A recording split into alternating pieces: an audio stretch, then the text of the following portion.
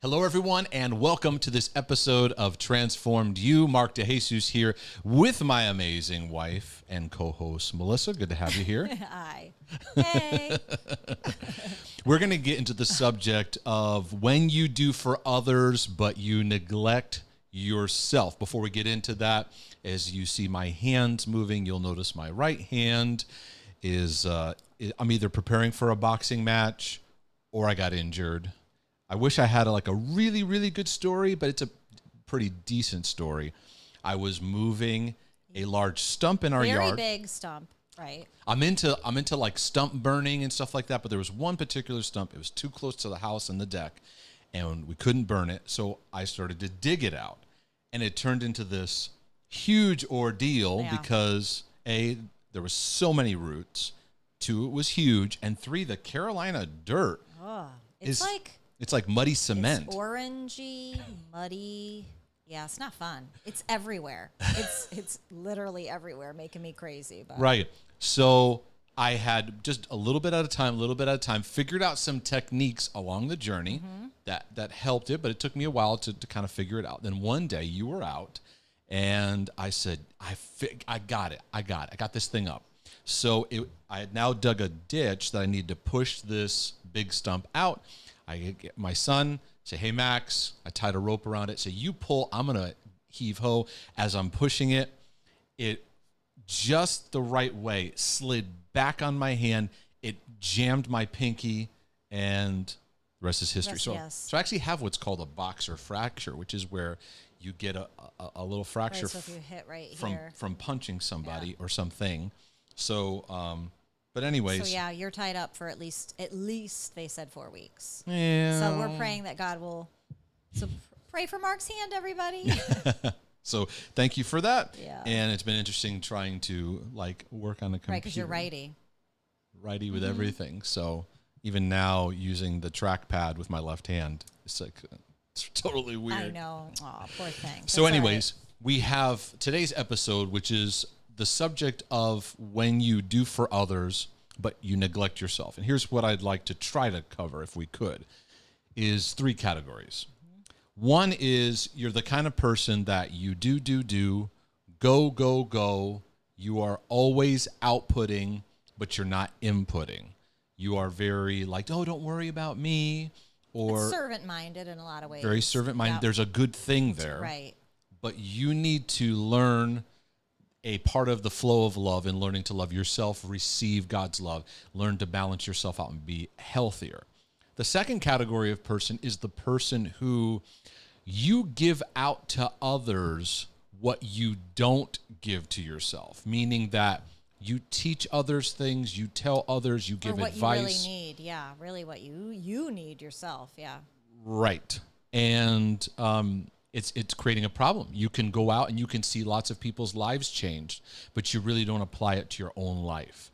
And unfortunately, it can be very easy to live in that.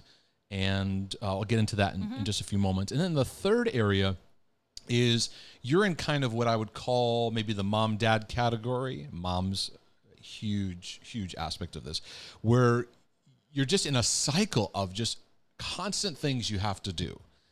And you don't take the time to feed and nurture the things in your own heart that are needed. And it's creating problems. You're aware of it. And that's why hopefully you're here at this episode, and hopefully we can encourage you in your journey, what that can look like. And where do you think would be a good place to start? Well, they're all tied together, basically, but different in their own nuances. Right. And so we can even just start with the first one of, people that there is a really good intention of servanthood.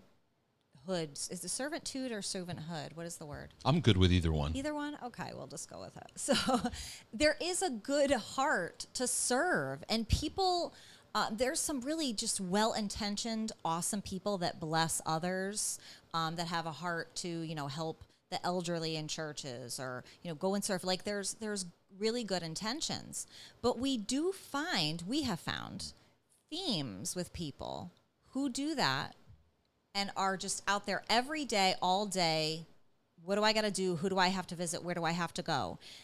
But when you look at their own lives, their inner relational circle, relationship circle, their houses, there is a kind of pig pen is a good word, like chaos that swirls around them, that it's amazing that they're giving out and they're helping all these people. But then when it comes to their own self and where they're going to land at the end of the day, there's not really a good place. We found this a lot in people that we've worked with and helped over the years. A lot of leaders, a lot of compassion helpers, where we're like, wait. This chaos that you have in your home where, you know, the house isn't clean. There's hoarding issues. There's disorder. And it's not us saying there's chaos. It's them going in shame. They go, yeah, there's a lot of chaos here. Right. But the pull of the go keeps pulling me. Right, because being a good servant is good. Like, there's something gratifying in going, okay, you know what? I'm not going to deal with all of my stuff. I'm just going to help others. And it's not that it's bad. The goal of what we do is like, we want to raise people to the next level of what loving relationship with God, yourself, and others is. And we're not saying that being a servant is bad, but what we're encouraging is really even to the heart behind it and what's going on in your own life to go to the next level of love and really interacting in relationships healthily. Because I don't want people to feel condemned that they're serving. It's great to serve, and we need more people to serve. We need people to get out of themselves. That's a whole other show, and serve. But we want to deal with the person behind all this and what's going on. Because a lot of the time in the serving is a neglecting of heart issues, of what's going on in your own life, in your own self, that's driving you towards, it's a distraction, right? Right, totally. And unfortunately, you can live in that, and people make the assumption. Here's the assumption. The assumption is if you're giving out well to others, that means you're receiving well to yourself. It's an automatic assumption. And people who fit in this category can often be very much abused in many ways because they're go-to people. You call them and you go, "Hey, I need this," and boom, they go to it. They're so helpful in that way, but they don't tend to themselves. And here's if you want to say, where do I fit in this category? I would say you fit in this category in two ways you could see it. One, if somebody genuinely thanks you or directs love towards you, do you receive it well? Let it be just a blessing from God and flow. Or is this discomfort, this grinding that goes on inside of you, right? That's one aspect. Or if somebody does love towards you, it's like it hits this, it pops the balloon where you just, a lot of times we have this, where we'll sit down with somebody and go, So what's going with you? And it's like a tidal wave comes out of them. Us. Yeah. Absolute, all these things. And it just, it's this continual flow of emotional, just wreckage. Not wreckage, but just neglect of all these things. Right. So those are kind of two things you could think of, but we're so conditioned in our culture. I know I was. And it wasn't like people were like, you must serve, and they're beating me over the head. It's just that if you have self-esteem and identity issues, what an easy way to get a faulty affirmation and identity. Well, it feels a need to be wanted. Yeah, by doing stuff, and then you get a little applause. You get a little thank you so much. And it's like, oh, bless you. It's the Lord. Mm-hmm. All that kind of stuff.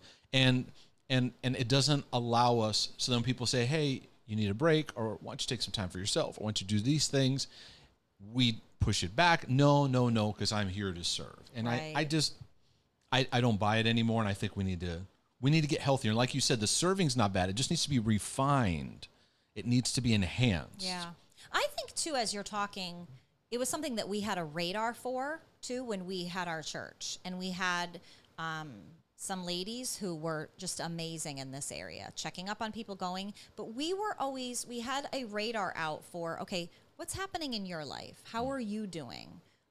What's going on with you? And I submit this too to any pastors or leaders listening, that you have your go-to people that you are yeah, this one needs a visit at the hospital. This one needs this. Yeah, I have these ladies, they can go do this for me.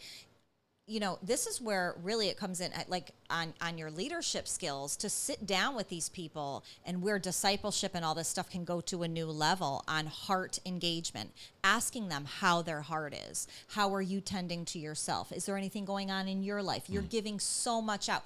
We need, as leaders, as pastors, as friends, family, we need to be asking these questions too. We have responsibilities that if we're seeing people doing this, hey, Right. I see you're putting an awful lot out to that person, and I'm sure they love and appreciate it, but how are you doing? I don't think we don't really ask that question. I mean, you and I ask that question, but I don't see a lot of people because ask we don't have time for it. We don't have the energy for it. Too, I guess. Not that they don't care. I don't want to make people sound awful, but we don't think about that. Right. We're just more like, oh, that's amazing, and good for you. You're visiting all these people, right? Right. And their personal life could be wearing and tearing. We can kind of just watch that. I've seen a lot of people big time. where they just decline right in front of you. And it's like no, you're bypassing you. You're just like, let me just give out. And it's not good. I think there's some severe consequences of neglecting yourself that we've seen over the years. Yeah. I think that one, like just your personal health overall will take a beating. And it doesn't, here's the thing, it doesn't happen right away. It's like a time release destruction capsule. It happens further down the road. I see the breakdowns happening later in life, where then it becomes so intense. They're so angry. They're so bitter. They're so worn out, or just their personal health, maybe their physical health takes a hit in certain ways. They're manifesting things in their body or certain diseases that are showing the signs of that. But where else do you see it affecting negatively? Just in that one area, or do you want to go to the No. next one?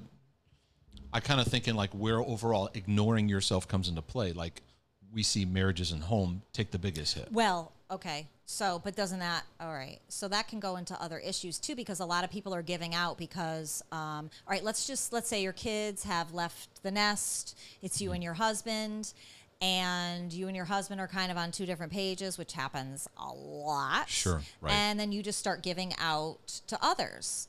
And I will say, well, can touch on this just a little skosh. Then we get emails, we get calls, we've had people come to us.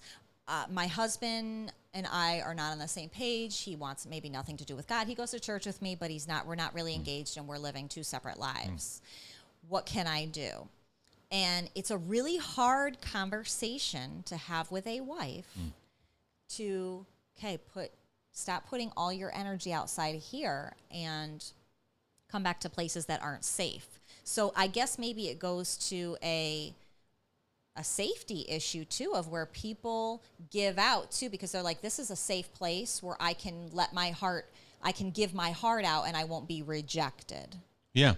Well, it all comes down Was that too deep to go to a place of that? it all comes down to, it's a lot easier to start your day and just go out there and do things for other people rather than face your own heart issues, your own marriage issues, your own family issues. That takes time. It takes slowing down. It takes discomfort. Many church leaders and people can basically, they don't mean to, but it's just, well, maybe they do. It's like, I don't have time to deal with this. I got to go. I got ministry work to do. This person needs me. I know for sure will accept me and love me. The saying that was said, in past generations was, God, I'm called to do this, so you help take care of my family. Seriously. That's what was said. That was the mindset. Because if you really tend to your home, your marriage, and your children, there's a lot of sacrifice you have to make. Yeah.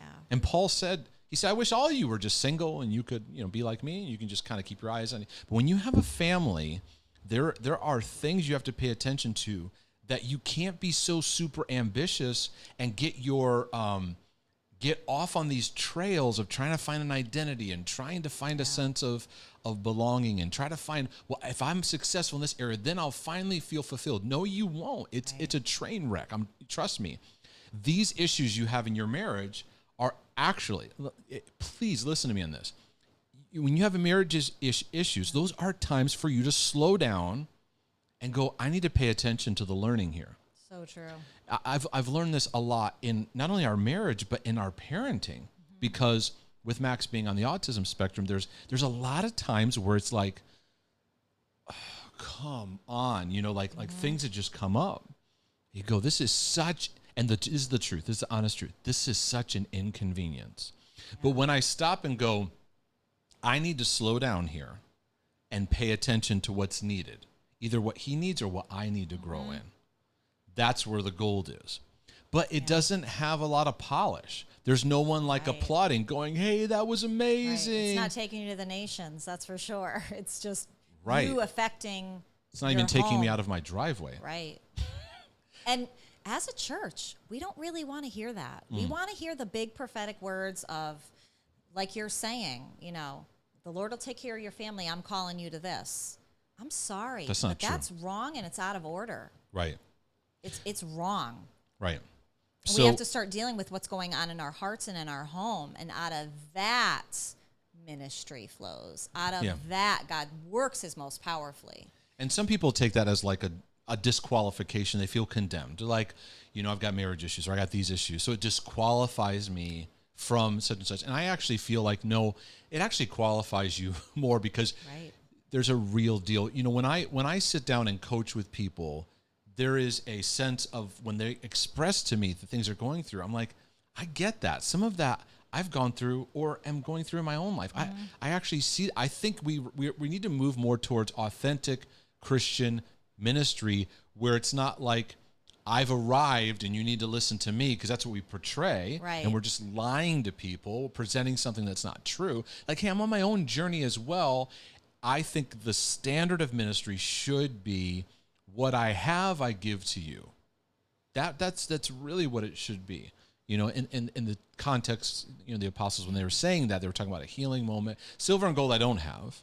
It's like right now I'm broke, but what I do have, I'm going to give to you. Which goes against our culture right now because the loudest voices are the richest guys right now on the scene in the church. Well, that's what we attribute to. It goes against the culture that, right, like that's you what we and I've been attribute talking to about. As successful. Success, that, God must be blessing them. Yeah, is that if you have wealth and you have a large exposure, then that means everything you're doing is healthy. And it's just not. There are certain things you can do, certain strings you can pull to push your way into certain areas. Right. It can be very, very easily happen in your life. It doesn't mean you're healthy. It doesn't mean that things are well within your life. The problem is too, when you get sucked into that, it pulls you in where there's no time for it. People who struggle with this the most, their cry is, where am I going to do this? I have no time for this. I have no time. I got this thing. I got this call. I got this thing. It's like, all right. And I think that's, there's things that Jesus mentioned that ring in my ear. And one of them is, what shall it profit a man to gain the whole world and lose his soul? Like, what will it really profit you to jump into all these things that you're serving, that suck your time, your energy, and lose your mind, lose who you are? We interpret that passage to mean like, what does it profit to gain the whole world and go to hell? That's kind of how it was taught to me growing up. I don't know about you. But really, it's like, well, let's look at this deeper. To lose your soul, what does that mean? To lose who you are, to lose your identity, to lose your sense of groundedness, to lose the wholeness of what's available. For the sake of what? Right. For the sake of what? You have 1 million followers. You have big... You put together a big album, you have a successful business, you're a best-selling author, or you're whatever shiny thing you're trying to present. For what? And I think that God is in the business of grounding us, where it's like, no, it's time to receive. It's time to learn to receive, but it's hard. It's uncomfortable. You have a lot of quiet times. You have a lot of silence. You have a lot of times where nothing is going on. And I think people are afraid to unplug because they're afraid of that silence. I got to face myself. And the only way this will change is if the value system really gets changed in our hearts. Right. And I think a good example though is Abby. When you and Abby were watching a TV show, and you wanted to know what was going to happen next, and Abby, in her 8-year-old wisdom, if you want to tell this, she said to you, well, I don't know where you're going with this. Just feel the feelings. Just feel it. Just go through the go. What? Feel it, Jack. Feel Yeah, the yeah, yeah, yeah. It's right. An 8-year-old knows, right? And Yeah, we're she like, what's likes- going to happen next? Yeah, she likes that show When Calls the Heart, and she watches it all the way through a bunch of times. Obsessively, yeah. And so I said, we were talking. I'm like, let me watch this with you. And she's like, really? Well, we got to start from the She beginning. loved it, yeah. So there's certain scenes where I go, is he going to be okay? Is this thing going to happen? And she'll tell me to give me enough like breadcrumbs to like maybe go, all right. Yeah, yeah. And like we all do. And then she'd go, I'd go, are they going to get married? She goes, shh, Dad, you got to feel it. You got to feel the feelings. And I was Yeah. like, you mean the stress? She goes, yeah, you got to feel it. You got to feel it. You just got to go through it. And so then the scene would increase in that tension. And she'd go, do you feel it? Do you feel it? So So in her wisdom, right, it's like what we all need to do, whether it's sitting in the silence and feel the feelings and get off of social media and go through it. Go through it. Let yourself go there. Right. We're So not true. doing that. And so being a good servant is a really good distraction. Right. Let me just say this point blank. If you have a church or ministry that you're working in that tells you to put ministry before your family, run as fast as you can, because that's out of order. Yep. It's not of God. It's false doctrine. It's lies. It's deception. It's witchcraft. It's witchcraft. Shall I keep going? Manipulative, controlling. Yeah, we feel very strongly about this. Yep. It's lies, lies, lies, lies, lies. It's never been God's intended thing. People are so sucked into building a kingdom of their own that they call others to sacrifice everything for the sake of something. And it's very easy to manipulate people. This is God's work. And it's God's work starts at home, and that's harder. It's easier to go up and for example, it's easier to go up and give a sermon to people. They don't know you. They don't know all your issues. They don't know what you're going through. It's harder to go at home and look at your husband or your wife in the face and have an honest conversation, because they know you. Yeah. They know you. Your children know you. And we have too many kids growing up to go, I see two parents. I see the one that's out there and I see the one that's at home, and they're different. Yeah. And so I think this conversation is important to have, because we need to have a new order. We need to have a new order, not encouraging people to become selfish or just isolate. It's the order. It's the flow. When I wake up, God, how can I fill myself? Now, for some of you, that's tricky. You're a parent. You have busy lives, but God will speak to you on this, on where to begin. Right. Like where to begin. But if you don't have a value for it, it ain't happening, because you wake up and the vortex of the pull of other people's needs, other people's demands, your family will pull on you, use guilt. I'm talking about like your extended family, right. You got, grandma, mom, dad, all these people, cousins, and this, and pulling on you. If you don't cultivate this, you're going to run into trouble. But like I said, I get it, because it's easier to wake up in the morning and you respond to what people want. And here's the thing: we become upset at ourselves because we're drained performers, we're achievers, but we're worn out, we're empty, and we're people pleasing addicts, right? Totally. We all have these like people pleasing struggles. Well, why do you have a people pleasing struggle? Because your lifestyle makes way to please people. Your lifestyle makes way that when people call you on the phone, you have to answer it. That if somebody emails, you got to reply. If somebody texts you, got to reply in that moment. You have to, and it doesn't make that room for, God, what are you saying in this? Yeah. And this is the thing people don't understand. Like, I'm in the work of helping very difficult situations, helping people's lives. And when people contact me, I have to pause and ask God, what do you say to this? Right. I don't do it perfectly. I'm still learning and growing in it. But I've made a value system. I want to be healthy in my walk. And I don't want to be sucked into the vortex, because there's millions of people that need help. Yeah. And if I don't have my codependency, identity, people-pleasing issues worked on, I'm going to get sucked into that. And what I'm trying to do is trying to help you to prevent burnout and prevent your inner, the important things of your life from falling apart. And raising the standard on what healthy family is. Because really that's the most effective thing that you can be as a Christian, is when you're healthy and whole and working out issues in your family and sending them out into the world. That's the ultimate ministry. That's it right there. And many of you, if this is really important enough to you, you need to stop and take a sabbatical with your spouse or with your wherever you're at in your journey. Maybe you're single or whatever. Take a sabbatical. I've been working with a lot of people who have been hearing the call of the Holy Spirit saying you need an emotional sabbatical. That you need a break to clear the clutter, because you don't know what God is working in and what he's not working in. You assume everything that is in front of you, you need to do something about. Right. That's good. That's really good. Yeah, it's just not. I would say if there were 100 things that come your way, probably 2 of them you need to do something about. Right. Think about that. And most believers respond to as much of the 100 as they can and then beat themselves up that they don't. Right. And we don't pay attention to the signals. Right. Even example for myself yesterday, with our house and some of the kids got the other neighbor kids around, and it's kind of a lot of chaos, and dealing with Max alone has its own set of things, and the stimuli in our house is on full tilt a lot of the time. So yesterday I said to you, I'm just going to go to the grocery store because I need to just get away from the stimuli right now. That's right.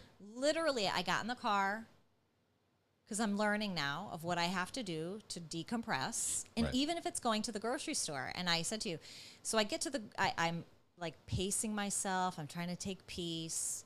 I didn't even pray on the way, because I knew if I prayed, it would just be out of like, Lord, help me. Like it would just be in this angst and anxiety. So I went to the grocery store, just was breathing and just feeling the peace. I didn't even put the radio on. Get to Aldi's, which there's barely anybody there. It was so nice. And I could feel myself coming down while I was in the grocery store. Like if there was a bed in Aldi's, I probably could have laid there. But I got in the car, but then I felt like I was at a place of peace. I'm like, I can engage my Father in heaven now. I can engage him. And you said to me, well, what did you hear? What do you feel like God was saying? And I felt like he was just saying something very simple to me. And I expressed that to you. Right. And I don't think I could have heard that if I had not paid attention to the signals of what I had been putting out all day and gone, you know what? I need to kind of take a break from this right now. Yeah. And I think that it speaks to a couple things that people are going to need to be aware of if they make the decision to be healthier. Is that if you start going, well, I got to slow down. I got to start learning how to receive. I need to give genuinely out of what I'm receiving in my own life. One of the things you'll realize is as you slow down, you may find yourself just wanting to take a nap all the time. Right. Like I said, if there was a bed in Aldi's, I could have laid on it. Because your adrenals are so exhausted. Yeah. There's also another component you may experience too, where as you truly try to go deeper with God, many of you might hear a lot of silence. Yeah. And it's not that God is not there or that he is silent. It's that you've lived on RPMs that are not where he speaks his voice. What I mean by is we usually live at like 10,000 RPMs. God is not speaking in a hurry and in a rush. Right. So he often has to bring your RPMs down, and then you need to, just as you start going through this discomfort, and then you enter into, if you're just patient with yourself, you'll enter into another level where you just get some simple thoughts of his love towards you, of rebuilding some things in you. Then you'll start to feel guilty. You'll feel guilty that you're spending this much time. Even though it's fruitful, you'll start to feel guilt. I shouldn't, just think. But it's like, just hang in there. This is going to get even more fruitful, right? And it's just to help people with some expectations, because we've lived in this. We know that. People give up easy. We give up easy. Right. We are that kind of culture. So if we could, with that being said, I'd like to, if we could just touch upon even the next point that you brought up about really a lot of people that give out in their giving out is really what they need themselves. Totally.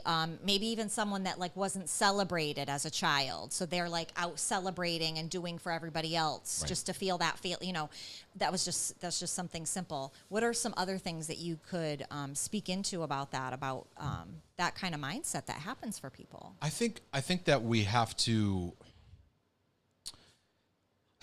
realize there's a lot of people that, I'm kind of formulating this thought, they're just going through something. Mm-hmm. You got this subject that's pulling on you. It's like a battle. It's a struggle. Your marriage, your finances, your job, your ministry, your church, your friendships, your parenting. There's like some issue or a lot of issues. I think that can often be God's way of going, I'm not going to just make that disappear. This is an opportunity for you to face yourself, to truly face yourself with me, to detach these things that come upon you. Maybe it's the drive for success, the sense of achievement. Maybe it's the how you see yourself. I want you to face that. Yeah. These struggles in our life are opportunities for us to face ourselves. And it's an opportunity to change the value system. I'll give you a biblical way to look at this. Jesus said to the church, 7 churches are a great study in understanding his mindset, because he says, repent and go back to the first works. He tells one church. So he's like, basically repent, which means a change of thinking, a change of lifestyle, turn, move back, and go back. It's like restart. And we think, oh, that if I restart, that's terrible. I don't want to go back. But Jesus even told Nicodemus, you want to know the kingdom? You got to be born again. You got to start all over.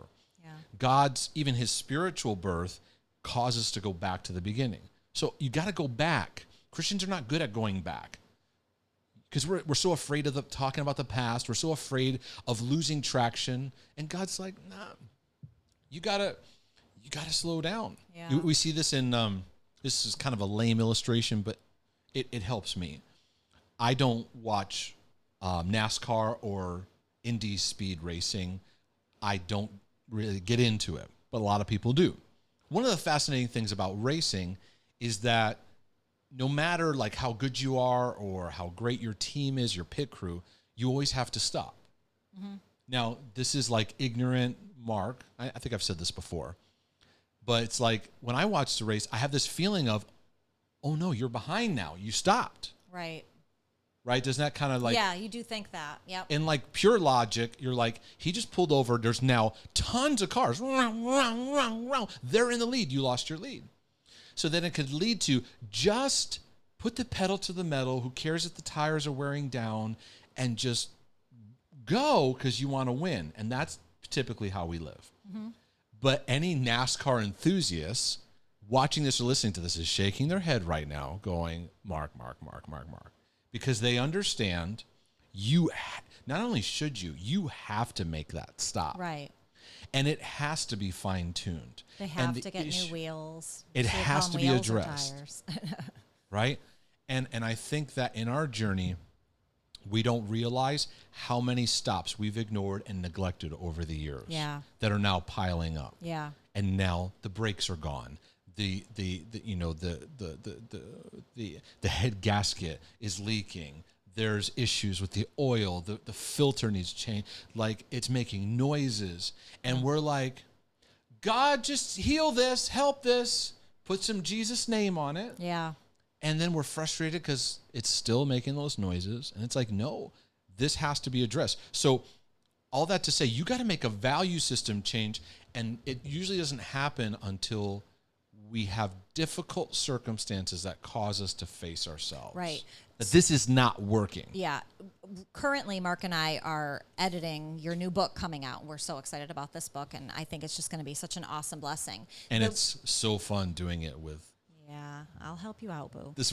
So anyways, the one thing that I do love, and a lot of other people do this in their writing too, is I love that at the end of each chapter, you ask really poignant questions to whatever has been written in the chapter. And there's some great questions that everybody, when we're ready to launch this book, we hope you get a copy of it, because I think that as you were talking, it's making me think about a lot of those questions where you ask, did your parents set you up to be overcomers? Did they teach you? Did they equip you? I love that word, did they equip you? And if not, what are you finding that you're desiring in your life right now that either A, you're giving out to other people because you may not even realize that's what you needed, or what's the desire in your heart that you need that really that needs to be in exchange with Father God during this time? Right. And I think it speaks to just even this topic. And as you were talking, it's making me think about that. And I'm excited that this book is going to help a lot of people in confronting a lot of these things, because I think we don't know how to ask ourselves those questions. We don't know how to sit and say, okay, why am I doing this right now? What is going on inside of me that needs to be healed, that I need to take a look at and slow the pace down and really, really deal with? You know what I think it may take in some circumstances? This is going to sound extreme, but it's like, how when you have an alcoholic in your family or a friend, you have what's called an intervention. Yeah. We may need to have some interventions with people. It's true. Of like, listen, if you don't stop this and start getting healthy, there may be some pastors that need to sit down, or some business leaders that need to sit down and go, hey, you're a great worker, but I can tell things at home aren't great. Yeah. Like what can we do? And not let it be a shame thing, but like a value exchange. Right, because I was going to say, should that be the highest value?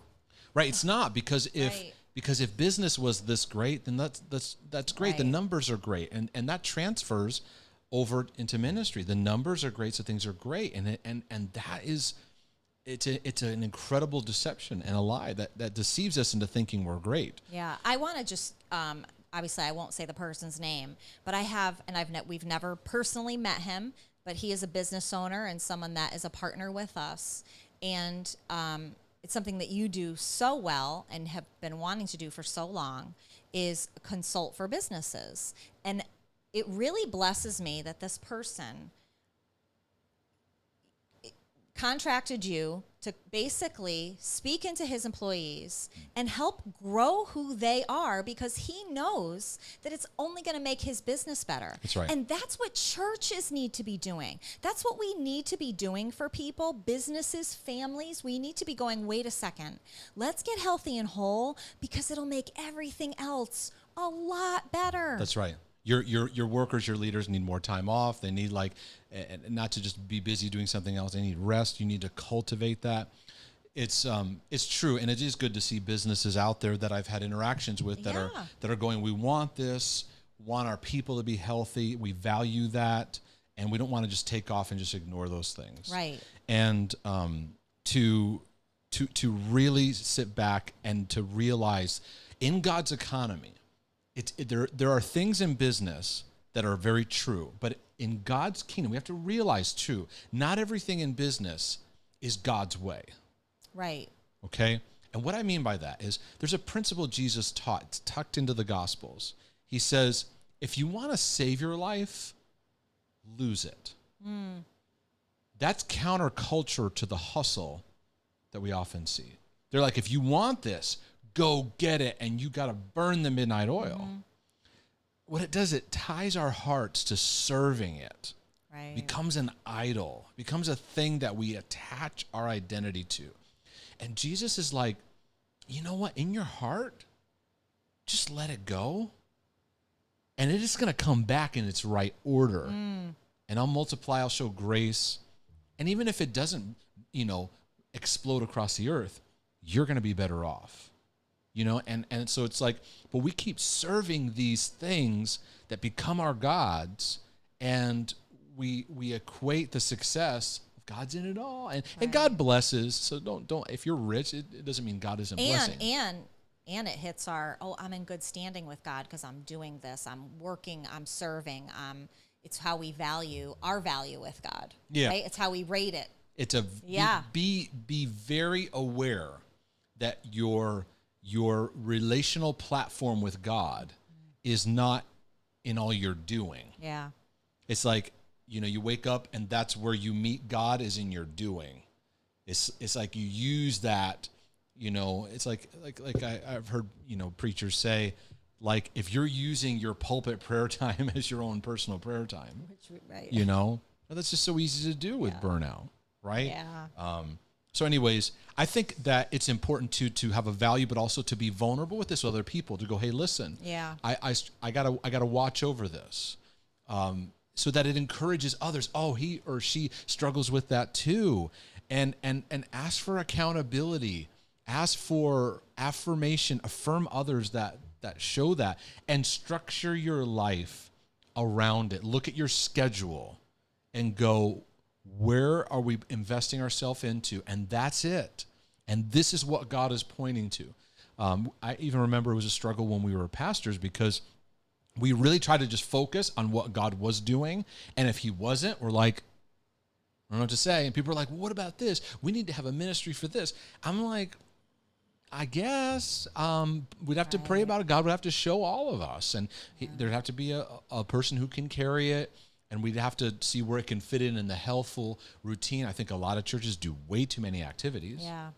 Oh, absolutely. And it's, but anyways, I think that unless it becomes a non-negotiable value, the monster of go, the monster of do, will always pull at you. Absolutely. And so I don't want to give out something that I'm not either have walked in or am currently walking through. Right. That's what I want to give out of. And I think that's the greatest authentic ministry. It keeps us from being performers, from being posers, from being fabricated, and all that kind of stuff. Moves us in a better way. So if this episode has been a blessing to your life, please let us know. I hope that what we discussed made sense and hit home to your heart.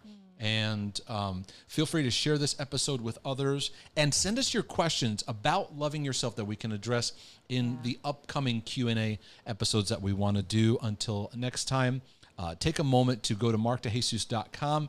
If this material has been great and encouraging, you can click on the donate button. You can do a one-time donation of any amount. You can do a monthly donation of any amount, which is extremely helpful. That helps us to budget and to know our support as we're moving forward. These videos, podcast materials are supported by listeners and watchers. And there's also 2 levels of a partnership program that you can join. If you go to markdejesus.com, click on the donate button, then click on the partnership. You'll see there's 2 levels, an audio and a video track. And those have resources that you can take advantage of that will help you in your journey. If what we talked about today helped you at all, a great place to look at is God Loves Me and I Love Myself. It's been exciting to take that subject and bring it into the forefront of what we need in being able to live more healed and free in our life. So thank you so much, everyone. Until next time, we'll see you, and God bless you. Live healed and free from the inside out. Thank you, everyone.